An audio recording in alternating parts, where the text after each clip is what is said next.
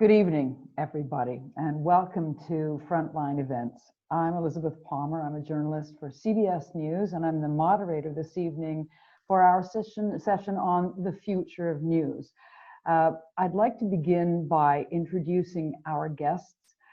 It's an exciting panel, people that I've looked up to my whole career, and I am very much looking forward to hearing what each of them has to say. I'll begin by introducing Deborah Turnus. She's currently the head of NBC International, which is a brand new venture, but formerly she was the president of the American network NBC News. She had a long and brilliant career as a TV field producer. She broke a whole series of scoops, and between 2004 and 2013, she served as the editor of ITV News, the first female head of network news in the UK. Deborah, welcome. Thank you very much. Shauna Thomas is a content producer for Quibi. It's a new platform based in the United States experimenting with making short form programming available on mobile devices. By the time she got there, she was already a veteran, though. She was she had been with the then exciting new startup Vice News, both as a reporter and Washington, D.C. bureau chief. And she also worked at NBC, among other things, as senior digital editor for the influential weekly Washington politics program, Meet the Press. And I think at that time you actually worked for Deborah, didn't you, Shauna? I did work for Deborah, yes, yes. She was brilliant. Collaborating when we had to take Meet the Press in a different direction, yes. Yeah. Welcome to you. Thank you very much. Next, Richard Sambrook, currently director for the Center of Journalism at Cardiff University, but for 3 decades before that, an editor and then executive at the BBC, where he was a pioneer on many projects, including the amalgamation of the radio and television news into a single operation. And later, as the head of the World Service, he opened both the Arabic and Persian television services. Welcome to you, Richard. Hi. Hi. And finally, Alan Rusbridger, the former editor-in-chief of The Guardian. He came up through the newsroom as a reporter and a diarist, and then as head steered the paper through really seismic changes. He was in charge of the development and then the launch of what seemed so edgy at the time, the newspaper's website in the late 1990s. Almost exactly 5 years ago, he left The Guardian and since then has worn many hats, including recently taking on becoming one of the first members of the Facebook Content Oversight Board. This fall, his latest book is going to be released called News and How to Use It, a guide to staying informed in this age of information cacophony. Alan, welcome. Hi. Hi. So I'm going to review something that you may have seen on the events webpage as a description of the issue in front of us this evening. When the internet came along, it did seem to offer a holy grail, lots of information, easily accessible to almost everyone. But what, 25 years down the road, it certainly hasn't turned out that way. Instead, we've got information equality, misinformation, polarization, and lots of noise. So I wonder if I can ask you all in turn to take a couple of minutes and just address this question. What is the most important thing at this stage for journalists and news organizations to address in order to map a constructive way forward so that we still can live in a world of fact? Alan, why don't you kick off? Well, the big thing is trust. I mean, what you say is true, that this extraordinary thing has happened in the last 20 years. And some of it is terrible, some of it's wonderful, and some of it gives voices to people who never had a voice before. But there's a kind of information chaos around in which people don't know who to trust any longer. And that's, as we know at the moment, can be a matter of life and death, whether we have reliable bases of information. That's going to be doubly so in terms of climate change. Now, the curious thing is why you would think that there would be, this moment, there would be a safe harbor in which people would return to old-fashioned news organizations and say, well, at least we can trust them. And broadly, that doesn't seem to be happening. I mean, that's a gross exaggeration. There are some newspapers that are doing wonderfully. There are some public broadcasters that are, but generally the levels of trust are quite low. And I think that's because there is such confusion in journalism itself about what we think we're doing. That's not a surprise, really. We've had 200 years of one kind of economic model, one kind of ownership, a complete monopoly of the megaphone or the printing press or the broadcasting studios, and now we're in competition with everybody else. And I mean, just to take climate change, for instance, if we think climate change is the biggest story of our times and again a matter of life and death, then how well has journalism done on that? If we want people to believe that journalism is a reliable craft and method to be trusted above all the chaos out there. So how do we persuade people that journalism is the answer to what is really a terrible situation in which we're beginning to glimpse how societies become ungovernable if you haven't got an agreed basis of fact? Well, I hope you're going to answer your own question as the discussion progresses, but thank you for setting out the dilemma. Deb, do you want to pick up? I know that you're very interested in this whole issue of trust and candor. Yes, absolutely. And I think if I may have a stab at beginning to answer the question that Alan has posed, for me, the most important piece is transparency, because I believe, having done sort of a year's worth of really in-depth research in multiple markets around the world, I believe that as traditional legacy media brands, or old-fashioned, as Alan might say, we need to earn back the trust and earn the trust of new generations, but we will not do that without transparency. Fake news has made the audience incredibly skeptical, and they are damaged and in trauma because of it. And they now no longer know who to trust. But what was very clear in the work that we have done is that if we are willing, and we can, it's a big ask in traditional legacy media organizations, but if we are willing to pull back the curtain on the journalism we do, to not just tell them what we know, but how we know it, and to be fully honest about what we don't know, then people will begin to trust us more, because we can no longer present the news as a fait accompli, something that we just sort of pulled out from under our desk. We need to take them on the journey with us in order to actually build that trust and show and share it. There is some great work going on in our industry around that now. I think Shauna can speak to her work at Vice News, where filmmaking isn't sort of a magicked up edit at the end of the day that's in sort of random order. It's actually the correspondent and news team taking you on the journey in real time with them. So the audience has a chance to sort of see the work you did, the wrong turns you took, the people you met that put you back on the right path. I think if you look at the work of BBC Africa Eye, who are doing incredible visual investigations, same at the New York Times. I have a unit, NBC News Forensics and Verification, really going deep and sharing the journalism, talking about the tools they've used, showing the output of those tools to check and verify and debunk and geolocate the material, the information, so that the audience hopefully at the end of it says, oh yeah, I get that. I get how you justify those assertions you are going to make and want me to believe. We tested out transparency with groups around the world.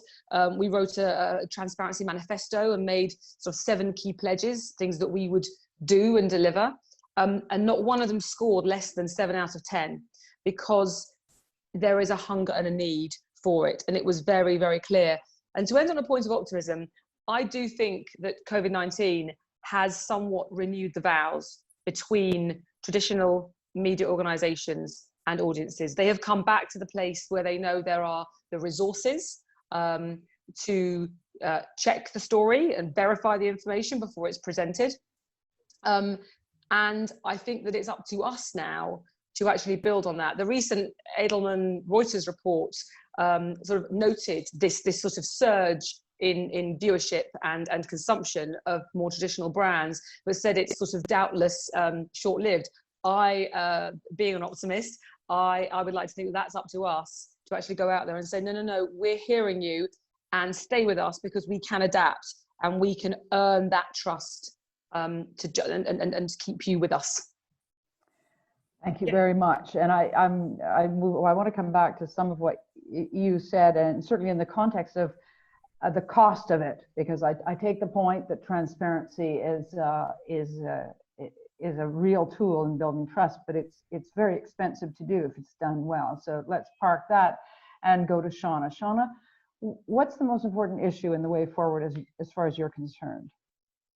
So I kind of just want to say what Deborah said, but to take it one step further, I think she is right about the transparency, and I'm happy to talk about sort of how we approach that at Vice News. But I think part of that building of trust again and having the transparency is also tailoring your product to different audiences, as well as a younger audience who we need to try to figure out how to bring in to news. And it's not that they're not interested in news, they get it from lots of places. And, you know, if you look at the numbers of like Vice's YouTube channel, especially back in the day, people were consuming 15, 20-minute docs that they were doing on YouTube and finishing them, which from a finishing standpoint on that platform is almost unheard of. So they want it, but I think they want it in different ways. So I think we have to do a much better job of meeting our audience where it is, and then tailoring the product for that audience and for that platform. I don't like speaking ill of like the NBC Nightly News or anything, because I produced a lot of packages for the NBC Nightly News for a while. Speaking of a CBS reporter, go ahead. But I think that is an example of a broadcast where a lot of work is put into it. There are really smart people who work for it, and it is still doing the same thing that it always has done. And while, you know, millions of people in America may still watch it, that doesn't mean anybody new is coming in. So audience and platform. And when I say platform and meeting the audience where they are, yes, still have our network television news and still have our cable news, but what you do on YouTube is not what you do on Facebook, which is not what you do on Snapchat, which is not what you do on Instagram. And to have a chance of your news organization, division, whatever, growing, flourishing, you have to think about all of those things at the same time, even if it's the same topic on all of them, and you have to treat them differently. And that means that once again gets back to your point, Elizabeth, about money and how much does that cost to do those individual things. Because a lot of times I feel organizations, and some that I've worked for, approach it like we can just put clips on everything. Well, you know what? That doesn't inspire people, and they don't necessarily believe it, and they don't necessarily click on it. So you have to start to tailor even more to people, and lots of people do it, but I think it has to go even further. I think news organizations inside and out have to decide they really are going to reflect the world, and we are having a racial reckoning in this country, in the United States right now. That is playing out in multiple businesses, but also in newsrooms as we once again pull back the curtain and realize the people still making the decisions are a lot of old white men. And then I think all of this, and I think about things a lot from a political point of view, because as you said, I was, you know, the DC bureau chief for Vice, and I worked for Meet the Press, but I think we have to figure out how to deal with the idea of false equivalency as well. I think that in some ways, I'm not sure that's what's contributed to the lack of trust in journalism that Alan talked about, but I do think that as we try to build trust back, people don't necessarily believe us if we're like, okay, but this, but on the other hand, and I'm going to wrap up, but I always come back to this quote that I always butcher from who used to be the CBS Face the Nation anchor? Bob Schieffer. Bob Schieffer has this quote that's about, you know, we never say that, you know, Hitler was a bad guy because he killed 6 million Jews, but on the other hand, he was great for the German economy. What we say is he killed 6 million Jewish people in the Holocaust, and we support like why that was detrimental for the entire world. And I should learn the actual quote, I realize, but I always come back to that because sometimes there is no other hand. And when we other hand everything, no one knows what to believe. Excellent point. Thank you very much. Richard, last opening comments to you. Okay, where to begin? So much to get stuck into there. So look, I completely agree with Alan that part of the problem is the huge confusion that's running rife through the industry, facing multiple challenges, economic challenges, which we have to talk about, because without sustainable newsrooms, without sustainable news institutions, then journalism doesn't persist. So we've got to talk about that at some stage. The technology challenges, we find lots of people are talking about AI and all the rest of it. Let's not worry about that. And then the cultural issues that Shauna has started to get into there. So I agree with all of that confusion. I agree transparency is very important. I have a slightly different take on it. I can remember all sorts of experiments with transparency when I was still in newsrooms as a slightly less old, whiter guy. But they didn't really work, because although in principle everyone said, oh yes, transparency, that's the answer, when you opened up your editorial meetings to the public, they kind of shrugged and said, well, that's your business, we're not interested, just tell us what you think we need to know. So getting public engagement with transparency is a much bigger task than people think it is. However, I think it's part of the kind of media literacy that we need. You'd expect an educator to say that, wouldn't you? That we need to get the public, up to a different level on. People need to understand why they should trust some places and not trust others. And that may be about accountability. It may be about codes of ethics and guidelines. It may be about transparency in the way they work. It may be about all sorts of things. But at the minute, most of the public just do it on emotion and do it on instinct. So there's a big issue there for them. Finally, I want to come to something that Shauna was getting towards the end there, which is the debate about, objectivity has had its day, kind of this debate, which is particularly goes on in the US, and we get the kind of hangover of it a little bit here. My personal view is that one of the problems we face, and social media and the internet has driven this, is we are completely drowning in opinion and have forgotten about the primacy of evidence. And one of the things I think that news needs to reassert is the primacy of evidence over opinion. And at the minute, a lot of the public confused and don't understand the distinction. A lot of young journalists are confused and don't understand the distinction. I'm doing, as people know, a project at the minute for the BBC around social media and impartiality and so on. And I'm not going to talk about that in any detail because I can't. But I would say there is a lot of confusion about impartiality. There was a very interesting Twitter exchange off the back of Wes Lowery's New York Times piece, where he talked about, we need to get to moral truth and let go of, false balance and pretense that we don't have opinions, and the kind of anachronistic view of objectivity and impartiality. And Tom Rosenthal came back. He wrote a fantastic book 10 years ago, I've forgotten what it is now, but anyway. The Elements of Journalism. Thank you, The Elements of Journalism. I came back to talk about something I strongly agree with, is that actually the way people think about objectivity and impartiality is upside down. And if we don't get it the right way up, then there won't be much hope for journalism in the future. So impartiality and objectivity is not about false balance. That if that's what it's about, people have got it wrong.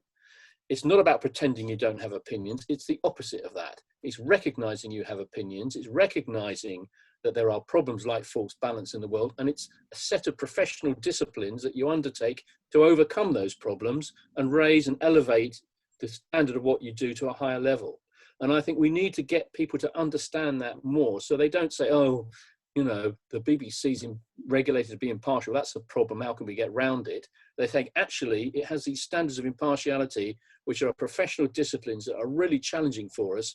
But if we manage to do it, boy, do we get to a different place and help the public and raise the standards of our journalism to something beyond the fray and beyond the toxicity that we all experience at the moment.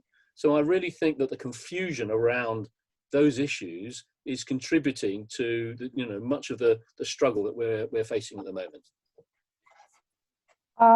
I've got a question here that shines a light on exactly what you're referring to, and Shauna kicked it off, the whole idea of journalism as activism as opposed to pretend or real objectivity. And Alan, you said in some ways we have to redefine what we do or decide as journalists what we're up to and how we're doing it. John Owen has just sent in a question saying to you, Alan, and then all of you, how would you control or restrict tweeting now, say in the age of COVID and Black Lives Matter?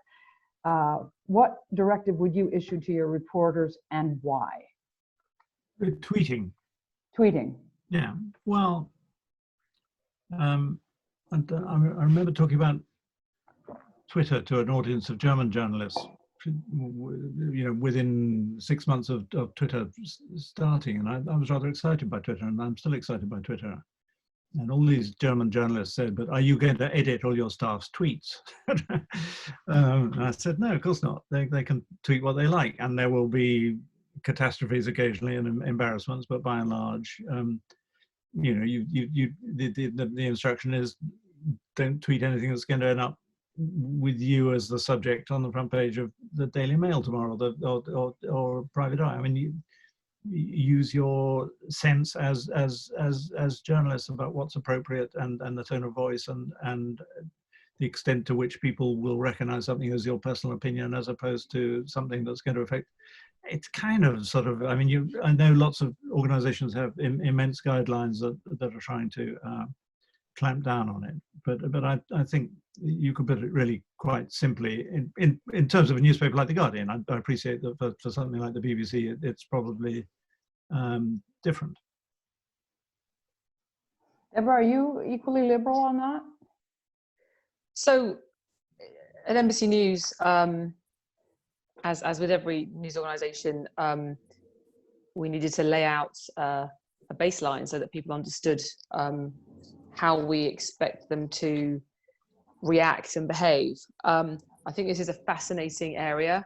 I think we're entering sort of new territory now as media organizations and how to manage this in relation directly to the Black Lives Matters movement. NBC has been very clear. We say that we don't see this as a political issue.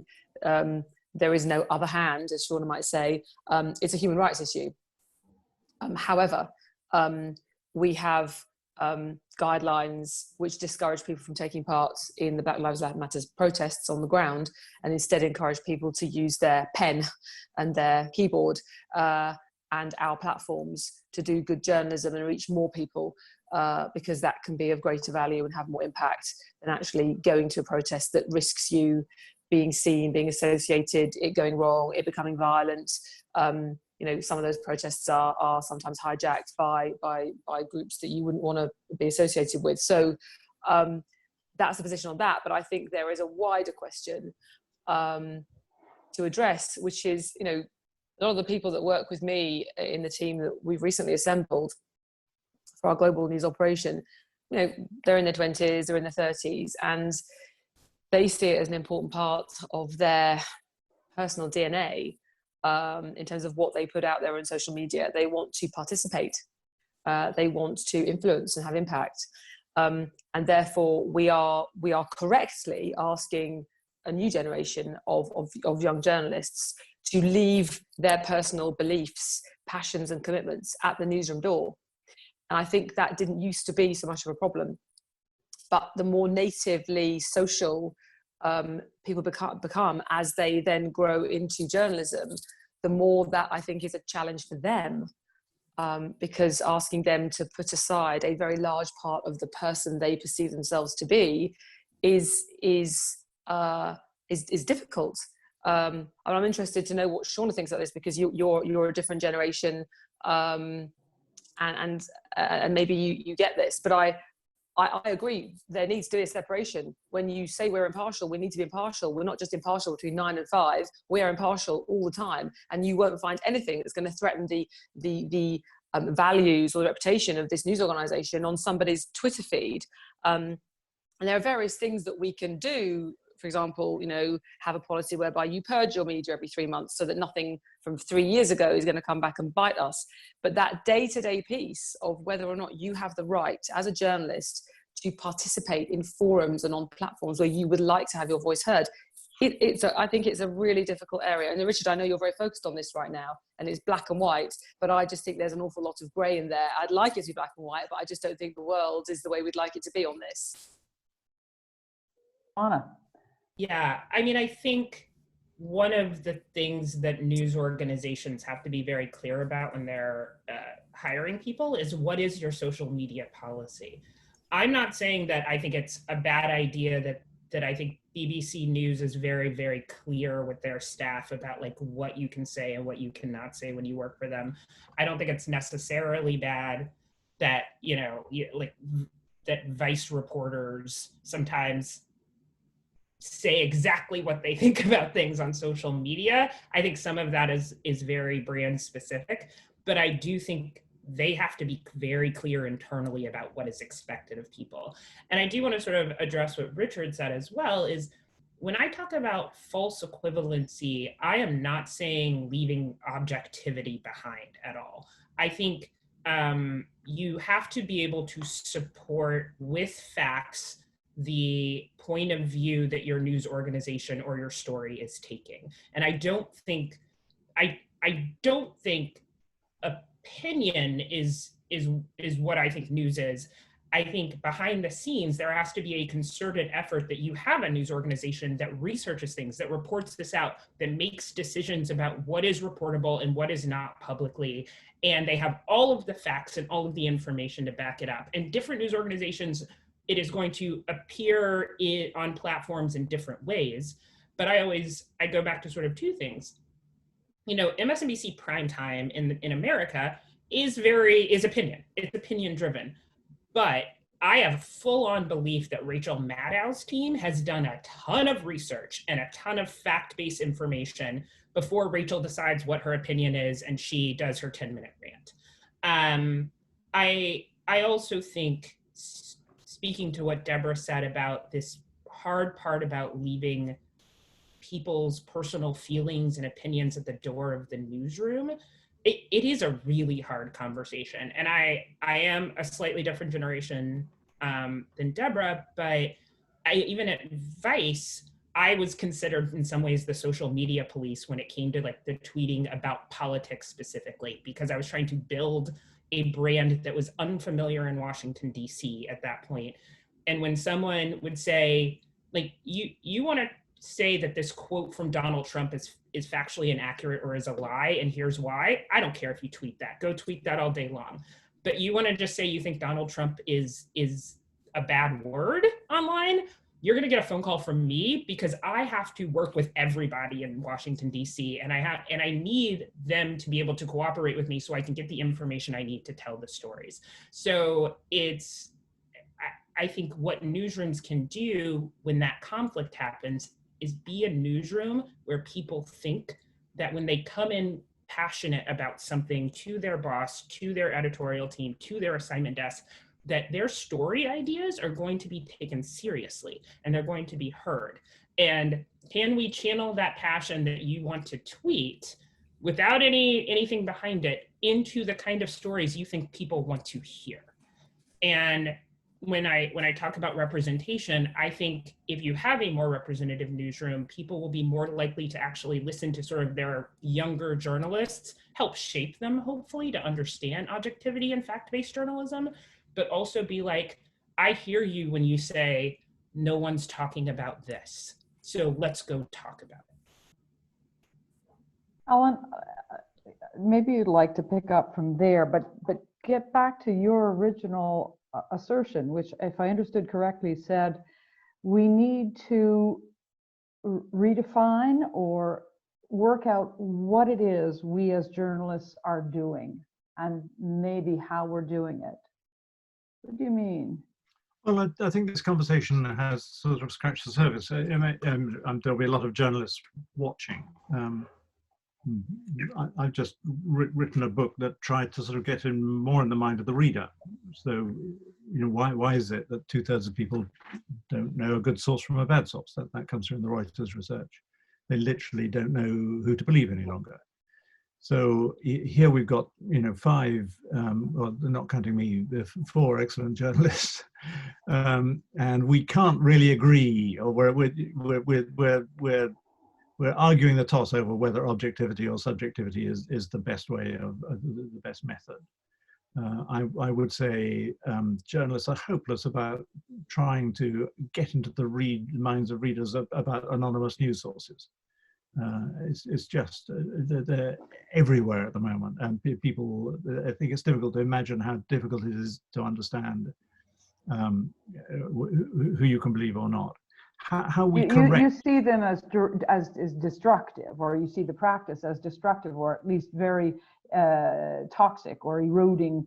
Well, faith as journalists, we all know why we use anonymous news sources, but if a figure, let's say, this is far-fetched, I know, but say there was a figure in 10 Downing Street who was fond of bringing up his favorite journalists in the knowledge that they would immediately tweet it without saying who it is. That seems to me rife now, and means that we as readers have no way of evaluating what the information is, and yet it's part of our craft.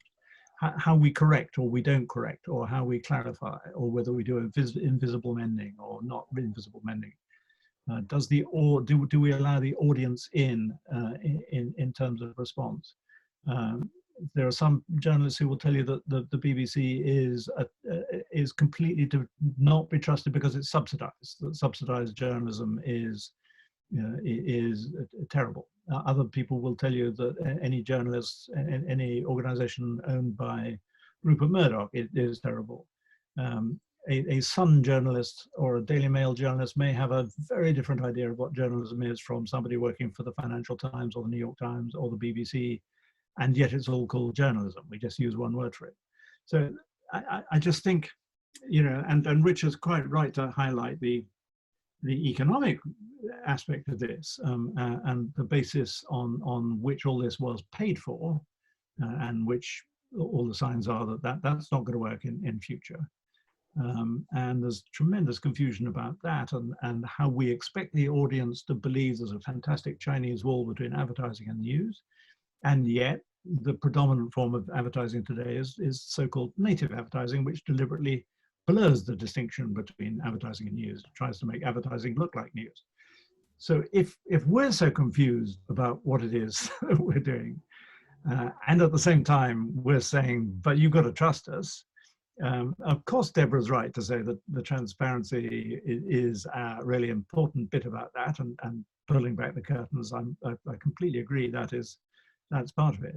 But I really think that there needs to be a much more fundamental discussion about what we do, and you know, what I think we do is a public service. I think it's a public service that the societies cannot function unless you have a reliable, agreed, fact-based agreement about what is true and what isn't. Now, whether or not there's a business model for that, I don't know. That seems a very patchy story, but that doesn't mean that society doesn't need it. And that gets, if it is then a public service, then we have to rethink an awful lot about journalism and what it's doing and the metrics that we use to measure it, and our relationship with the audience. And I don't think that conversation has really begun yet. Richard, Deborah's talked about pulling back the curtain, and I love the idea, and I love to make that kind of television myself, but it ends up making longer form and more demanding programming. And sometimes I'm frustrated because I feel that the audience or the readers aren't going to put in the time to appreciate the transparency, if you like. Like this takes two to tango. It does, which is why I talked a little bit about media literacy before. But if you end up in the place where you're blaming the audience, then you're in the wrong place. So that's never going to work. And I think, let me just say, by the way, picking up on what Shauna said a while ago, Shauna made one of the best descriptions of what I would say is good journalism that I've heard articulated for a while. So I will go back over the recording and steal some of that, Shauna. Thank you very much. But Alan's right, it's not one thing, that's the problem. And, you know, we try and talk about journalism, and particularly in discussions at the Frontline Club, we have a sort of very pure view of journalism in the public interest and so on. But journalism has always been messy, and it's always been lots of different things. And much of it has always been partisan, and frankly, you know, some of it has always been corrupt. So, you know, it's always been a whole mix of these things. It's never been the high, pure gold standard of public interest journalism that a lot of us believe in and would like to see, you know, survive and believe is essential for healthy democracies and all the rest of it. So again, I'm sorry to go, it does go back to media literacy a bit. People need to understand that they should expect different things from different places. And they may be frustrated about BBC journalism in one way because they're not getting what they want from it, but they can find what they want somewhere else, you know. So any media diet is going to be a mix of things. And so, you know, you're right in the sense that, you know, blaming it's not the audience's fault, but I do think in an incredibly complex media environment, a lot of the public are not yet equipped to understand what to trust and what to find, you know, and where to find it and on what basis. And, you know, it's not surprising. We've had this huge explosion in media over, you know, a very short period, and it will take time for all of that, the dust to settle and for people to catch up. And the worry is what's left at the end of that. You know, it's the economic issue again. And although there are some encouraging signs, believe it or not, in terms of small startups and, you know, niche kind of newsrooms trying to find their audience and their place, and the growth in subscription from a very low start and all the rest of it, some of that, you know, you would hope would see things through, but we're seeing a massive change on the basis of journalism. The big mass public, mass audience, mass readership model is in, it seems to me, inexorable decline. And my worry out of that, which I'll finish on this point, is the thing I referred to before, is about institutional weight in news and journalism. Because although you can have lots of small startups who might be able to be very lean and might be able to make themselves viable out of feeding a particular specialist niche or an interest or a political niche or whatever it may be, as Alan knows far better than I do, if you want to do serious investigative accountability journalism, you need to have some serious institutional weight behind you to take on vested interests. My worry going forward is that as the old model collapses and the new model starts to try and sort itself out, we're going to lose some of that institutional weight. And I think that will be a very serious issue. Maybe you'd like to respond, and I should encourage you to bounce off one another and respond to one another without having to go through me. But what do you think, Deborah? So I'd like to pick up on a few points that have been made in the last sort of go around. First of all, you know, Alan was talking about, you know, anonymous sources versus being more transparent, and obviously that was about the transparency argument.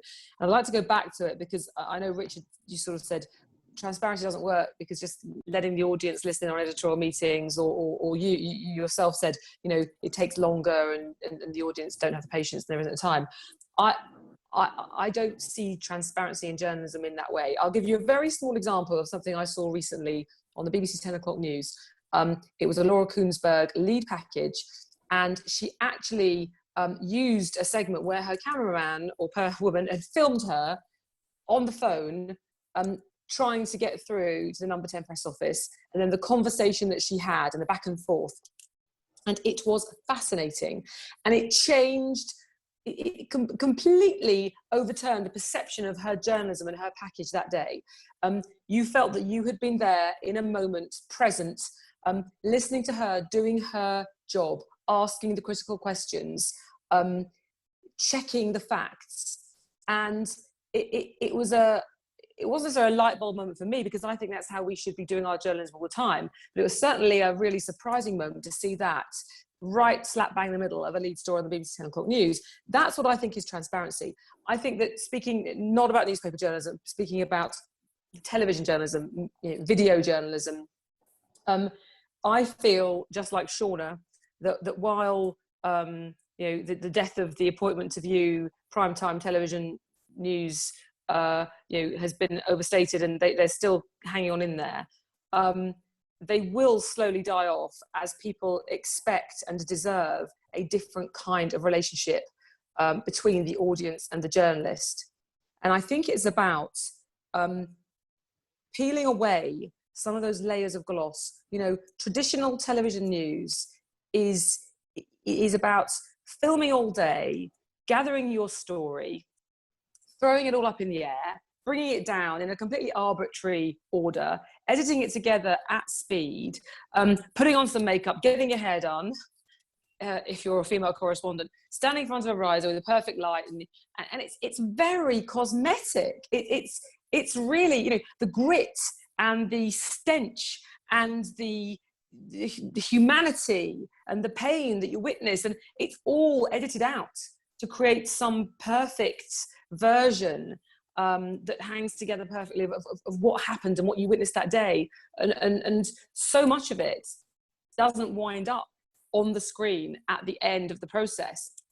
And I think the audience are interested, I know they are because I've heard them speak about it, to understand more of what really goes on and to see the product in a more authentic way. To have journalists not just talk about what we know, but what we don't know. There's a lot we don't know tonight. What is it you don't understand about this story? Where are we still confused? What was the challenge to your journalism today? What was the hardest thing to do for you today? Because you've been out there all day working hard to bring us the truth of this. Where do you think you failed today? Where did you not get through? We don't have those conversations. Some great digital reporting does, and newspaper journalism. But the medium of television news continues to pursue the goal of this weird, outdated perfection when the entire world is communicating on Zoom and on FaceTime, and you know, video is a medium that everybody uses all the time. So why do we feel it still needs to be this fake world? I think it needs to really evolve and adapt, and that's what I mean by transparency. I don't mean letting the audience dial into editorial meetings, which they haven't got the time or the inclination to do. I completely agree with that. Just to take on also the pieces about funding. I think, I wonder sometimes if we make a strong enough argument, not just about the cost of news, but about the value of news. Particularly at NBC News, it is widely recognised that news and sport in a time-shifted world creates live events every day, multiple times a day. You know, the Today Show, nightly news. You know, if you want the news, you've got to come to it live. There's no point in time shifting it. And it creates a different relationship with the audience. And the value of that is placed high. And there is this understanding that it brings something special, and particularly in moments of crisis, as we're in now. Nothing else gives that. You know, I've always said news is the best drama on TV because it's real, and the audience care, and it impacts their lives. And I do wonder whether the cost of not having news is often is sufficiently often considered when looking at the actual cost of it. And of course, Shauna's point about smart diversification. You've got to take your product to where the audience are. NBC News has invested in Quibi, which is why Shauna's back with us. You know, we are supplying Quibi with news. We invested in Snapchat and created Stay Tuned, and incredibly successful. In fact, it reaches more millennials than any other single news service in the United States, and it's an NBC News product. We've launched News Now, which today, Peacock, our streaming service, went live and fully distributed. News Now is a news service that streams on that, and it is the #1 product on Peacock. Multiples of other entertainment formats. People want and need news, but you just got to give it to them, you know, where and how they want it. And then the other question is, should we be considering in this country to trust news organisations and liberate them more to be able to work in new, responsible and interesting ways with commercial partners to be able to support and create content. I'm not talking about necessarily core news, maybe some documentaries, etc. Ofcom regulations are very tight. I was completely liberated from that when I was running NBC News in the US, and did some really interesting and genuinely valuable things with the right kinds of partners. And I think that's about being responsible and being trusted. And you could put governance around that, but I think it's something that I would welcome reviewing in this country. Shauna, what do you think younger people are going to want from journalism, and what do you think the best bet is for engaging with them based on what you learned at Vice and what you're now learning at Quibi? And I think you've had some surprises along the way, right? Yeah, I mean, I think number one, if I actually had the answer to that question, I'd be super rich, but I'm not. Number two, it's spelled Q-U-I-B-I. It stands for Quick Bites. Look it up. And number three, I think what they want, I think it comes back to that conversation about transparency. I think the Vice style, of which many people have made fun of as well, this idea that I'm going to bring you along on this journey, right? And that this journey sometimes is going to be messy and we are going to screw up and my hair is not going to be perfect in the case of women, and men are going to wear whatever they want. But we are going to try to show you the process of the story while also getting to the point of the story at the same time. And try and like bring you with us to places that you cannot go. Or I think there is something in that. Now, the problem with that is it's really expensive. And I had an amazing time helping shape Vice News Tonight on HBO, but the freedom of that particular show was backed by HBO paying about $50 million a year to Vice, and us using not every penny, but almost every penny to do what we did for those 3 years on that network. Some of which was amazing and great. Some of it was silly and weird, but it like the freedom of HBO's money allowed everybody from researcher on up to executive producer of that show to come up with like strange, weird ideas. Or have we thought about talking about, early on, they did a piece about Rex Tillerson where they took excerpts from the book that he had written about his life, because he had done an audiobook, and we had an animator kind of go, like we went through it and sort of like, here's the things you need to know about Rex Tillerson, Secretary of State. But since we can't get an interview with him, we'll take the audio from that book and then we'll like animate this stuff. And we will put it on our show, but we'll also put it on social as a way for you to learn. So I think it's, let me take you on this journey, and then also let me explain how things work. And a lot of the work I did as a correspondent for Vice was really just explainer stuff from Washington, D.C. And one of the things I did that got the most play was early on when people were sort of talking about let's impeach President Trump. The 25th Amendment was a big thing that first year in 2017, where people are like, can't we just use the 25th Amendment? And I just sat down and we, with really simple graphics, we wrote, here's why your conversations about removing via impeachment or removing via the 25th Amendment are a little bit short-sighted because you don't actually understand how this works. So let me just explain it to you. And I was told later that like staff assistants on the Hill passed it around because no one had ever explained it to them before. And basically, and in the end of the piece, I'm like, the 25th Amendment is not happening, guys. I did take a position on that, but I said it because of all these other things before. And I'm not saying there isn't a place for nightly news or the Today Show or any of those other things, but I'm saying those two things of explaining, which also involves showing your work, and taking you on the journey, which also involves showing your work, I think plays to the audience. And I think they're willing to sit down and watch something long or short, depending on the platform, as long as you bring it to them with that level of honesty. What about, let's get back to Richard's point about the institutional weight, the necessity of having great big players in the arena who can fund investigative work and who can fund, as you said, Shauna, you know, experimental initiatives and so on. Alan, are we in danger of losing the great big players and having this sort of granulated, scrappy arena where that stuff doesn't happen anymore and it's all much more fast and ephemeral? Yeah, I mean the answer is yes on all counts. That it's expensive, it's messy, it's it's you lose sleep at night. It's complicated, and it's expensive. So usually management's it's the first thing to go. But I completely agree with what Richard said, that there's no point in writing or broadcasting stories if you can't defend them. And increasingly, we see how powerful individuals and corporations pick journalists off and defeat them through money or through law or through threats, or in more repressive countries by simply taking over the newspapers. So in the kind of work that we were doing on things like phone hacking and tax avoidance and Edward Snowden and WikiLeaks, we came under immense pressure, and it's sometimes not pleasant. It's sometimes prohibitively expensive.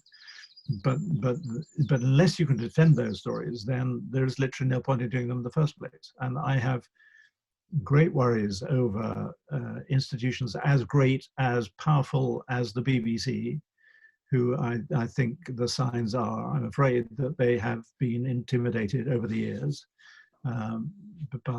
by governments, and by the threats of funding, and by the use of quasi-judicial inquiries and so forth. And so when you've got even organizations as great as the BBC, I think showing evidence of pulling in its horns, then we should worry. I do want to jump in with one thing about major brands like the BBC, is that something I have learned from Quibi that I was personally surprised by as an executive who's in charge of a lot of our news partnerships, is BBC News produces a show for us that is fantastic. So thank you across the pond. But that and the NBC News programs that we have on the platform are both performing very well. And I went into the job thinking that, like, okay, we'll do news, no one will care, they'll gravitate towards the celebrity on the platform, they'll watch the entertainment stuff, and maybe in 6 months to a year, someone will realize that we have been producing news shows every single day for the last year, and we'll start to think of it as someplace they want to be. And kind of right off the bat, people gravitated towards the brand of NBC and the brand of BBC. And the numbers have been consistent. I can't tell you what those numbers are, or I will be fired. But there is still something there where people see those letters, and it makes them think they're going to get something that they want and something that they need. And I think for both of these companies, it's good that they are trying out these new things. But it sort of proves what I think it was either Alan or Richard said they didn't think was happening, that the old traditional brands weren't the beacons, the lodestars that they used to be. But actually what you're saying is, in this big, ecosystem of programming, people turn to them for the facts. That's good news, no? I was trying to say there is good news that the brands do still have some kind of, and it's fallen off a great deal, but some kind of trust and some kind of cachet that's, at least on this very limited platform that we have thus far, allows these shows to perform better than a bunch of the entertainment things that we have. I completely agree. I completely agree with that. And any criticism of BBC is, sometimes what it seems to me is a lack of boldness. It should be qualified by saying it's a massively, easily the most trusted news brand in the UK, and rightly so. And in America, it's one of the most trusted news brands. It is mind-boggling to me that the British government is playing with the idea of dismantling the funding model of the BBC, because it's a really good model. It is public service, is what I was talking about earlier. Well, and also in a world of soft power, when so many nations are investing in global news operations like RT, TRT, CGTN, to name a few. Yes, to imagine that you would dilute the voice and power of BBC when it's actually something that plays so well in a post-Brexit world, as Britain needs to have a voice out there.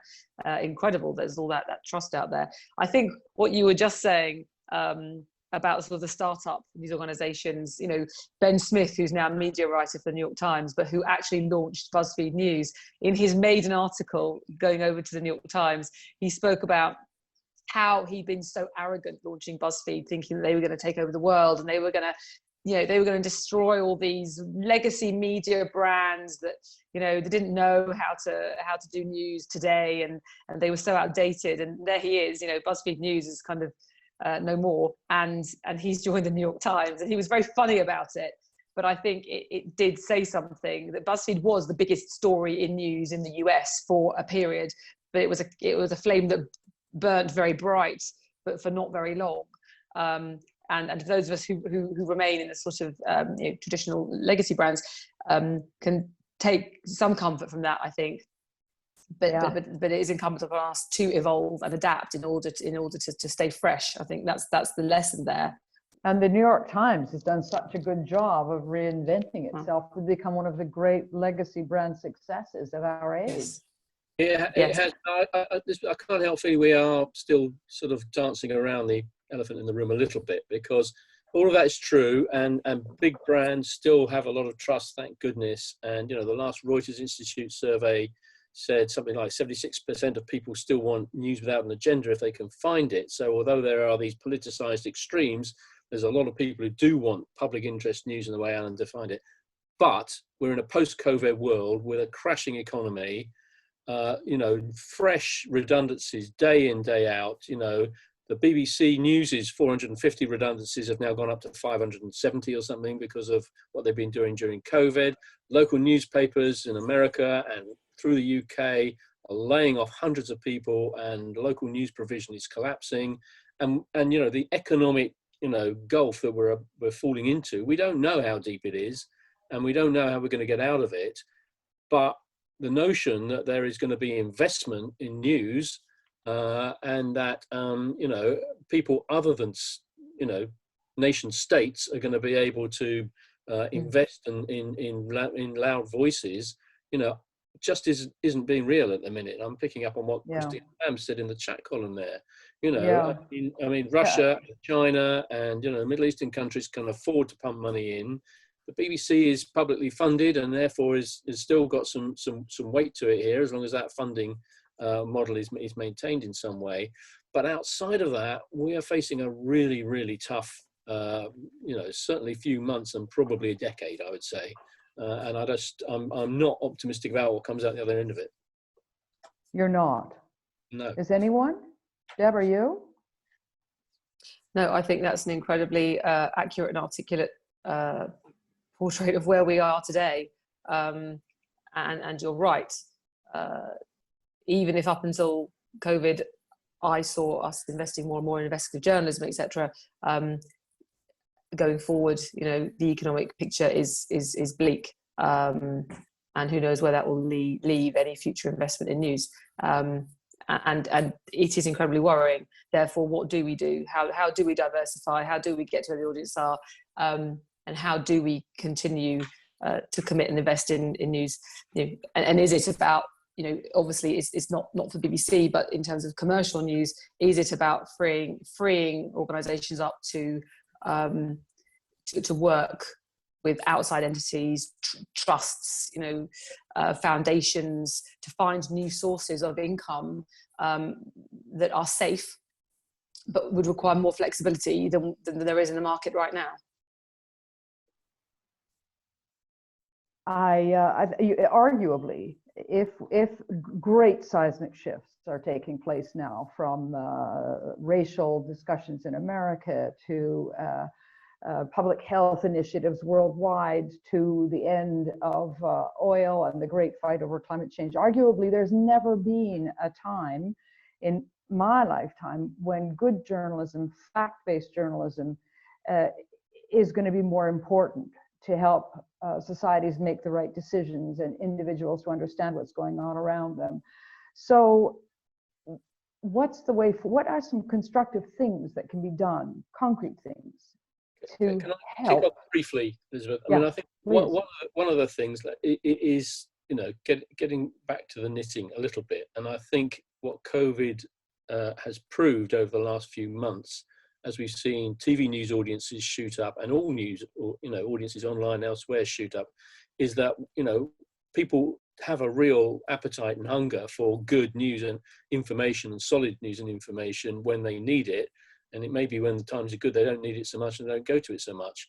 But I think if you know, one of the things that I think is behind the lack of trust is that people don't feel that newsrooms are doing what they need them to do enough. And so maybe one of the great things during, I think, the COVID period is I actually think there's been some fantastic journalism during the COVID period in, you know, looking at international trends, you know, picking apart what's happened, picking apart the different strategies, holding governments to account. And I think that has met the need of the public in what they're looking for. So part of the answer about trust, and part of the answer about getting subscriptions up, and part of the answer about getting numbers up to hold some advertising up, is about doing more, better, stronger journalism. And I know that sounds a little bit, you know, a patsy answer, but I definitely believe it's true. It's about getting less diverted by the ephemeral, by celebrity, and by what's fashionable this week, and doing more about the core of what drives to the heart of people's lives. And picking up just briefly on something Shauna said earlier, diversity, which we haven't really talked very much about, you know, we are now, if we don't understand it now, we never will, is hugely important to that. And, you know, every newsroom I know of is struggling to think about how they really resolve the diversity issue they've got. Speaking as a journalism school that feeds the business, we struggle to get diversity of students through and recruitment. I think that's a massive issue as well. So doing really great journalism that serves the public thirst and appetite for it, and, you know, getting more diverse newsrooms that are in touch with communities and understand what people want has got to be a part of the answer. We've had a question here that asks, how do I, as a news consumer, somebody who it really recognizes the value of facts in my life, this is Rebecca Payton, what can I do besides writing to my MP to defend the BBC? But is there something that news consumers who are concerned ought to be thinking about? Alan? Yeah, I think I mean, the most basic thing, nobody should retweet anything they haven't checked out is true. Otherwise we're all part of the problem. So at a mass information system working at that kind of scale, we all have individual responsibility as to what we challenge, what we don't carelessly add to the problem. I've seen one or two questions in the chat column about the role of education, and I think we're going to have to start teaching kids very young, 7 or 8, to begin to be better discerners of what truth is and what isn't true, and how they can tell the difference. So I think education is going to have to be a big part of it, and the sort of era when we scoffed at media studies and said that wasn't a proper subject. It's absolutely fundamental to the health of democracies. I mean, just to pick up on one earlier point, I mean, this modest experiment in local democracy reporters. So it's about, I think, about 150 million. Richard would know better than me, which is going into local reporting, and that's the beginning of saying, well, if you have communities without news, is that something that we can really tolerate? To have nobody in the courts, nobody in the council chambers, nobody looking at planning inquiries, nobody looking at health services or the police. And I think most people would say that's highly undesirable. We probably have to make that case a bit more strongly. I think it was Deborah's phrase, the cost of not having news. What does that do to society? And I return to this again. 5 or 6 years ago, people said, "Oh, we could never do that. That's subsidized news," and that people wouldn't trust that. Yet at the same time, BBC is a form of subsidy, and we know that's the most highly trusted form of news. So this link between clicks, profit, advertising, pilotized, sell it cheap, entertainment and opinion, all the things that produced a compelling package, I think Richard's exactly right. We have to have a much more fundamental starting point, which is what do people actually need? And if we can't learn that lesson in the middle of COVID, when news becomes a matter of life and death, then we're not seizing this moment. You know, can I just come in there, because you're really making me think that of course we talk now a lot about media literacy because we want people to understand how everything works and to be able to discern between fact-based journalism and fake news. But just as we've had sort of the climate awakening, we're going through a racial reckoning. There isn't a mainstream concern out there about this issue, that we have these conversations amongst ourselves and in our own sort of cloistered Zoom chats, etc. But out there on the street, I'm not sure we have found a way to take this to the wider population and to articulate the jeopardy and the danger of, you know, is fact-based, you know, free news an endangered species? Is it something that we should be making sure that people cherish and value and understand that if it's no longer there, how different the world will be? And I just wonder how that movement is created, and how you have some much more audience-friendly messaging around it, sort of marketing campaigns around it that might see people gravitate towards it and want to protect it themselves. Shauna, you're in the belly of the beast in some ways. There's probably, the truth has not been ever so hotly contested and distorted as it is in the United States right now. What would you say to that? How is there a growing feeling that truth matters or facts matter, or is the battle already lost? I'm not willing to say that the battle is already lost. Right. Hopefully it is not. The problem in the US right now with that conversation is that it's so wrapped up in politics that when you use something like the term the truth matters, it is kind of seen as like the anti-fake news, and so then people like get into their corners. And frankly, then that entire conversation goes back to media literacy, which then goes back to the wider conversation that I think is very much so an American conversation about how we educate our children, and how we teach them what facts are, but how we teach them everything. And I do think that if we don't have, and in some ways COVID-19 has brought so many things into the spotlight on the stage, between haves and have-nots and the economic situation and healthcare situation, and it is like pulling people apart. But it's also because we're having a conversation about how do we go back to school, like education from such a very young age is a really big part of thinking news is even something you need in your life. That I don't quite know how we solve this problem right now, because I think it has to do with how do we invest in our children who are currently in the womb of people that I know, you know what I mean?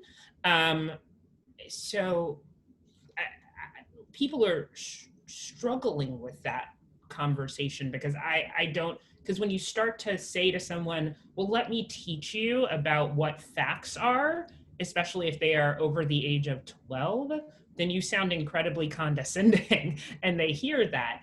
So it is a weird catch-22 that I think about a lot, that I don't have a great way to solve it. I am interested in what Deborah said about marketing and how do you explain to people that this is important. And I do wonder if it goes back to the transparency conversation and kind of pulling back the curtain of, there are real human beings who do this work, who are not just a cog in some government wheel, who are not just a cog in some major corporation like Viacom's wheel, that they are really trying to figure out what is going on in the world and give that information over to you.